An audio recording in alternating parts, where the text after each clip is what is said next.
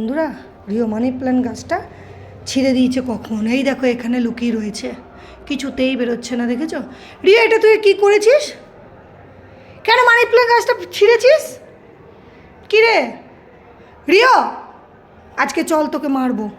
এই দেখো এই গাছটা ছিল, এই মা এত সুন্দর করে গাছগুলোকে বড় করছি, আর এই ছেলে ঠিক কামড়ে কামড়ে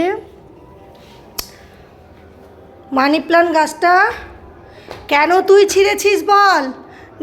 দেখবি, হ্যাঁ দেখবি। দেখো বন্ধুরা, দেখো কেমন অন্যায় হয়েছে সেটা বুঝতে পারছে।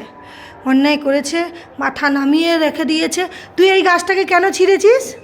কেন? আমি বড় করছি কত কষ্ট করে, জল টল দিয়ে, হ্যাঁ? আর তুই নষ্ট করছিস।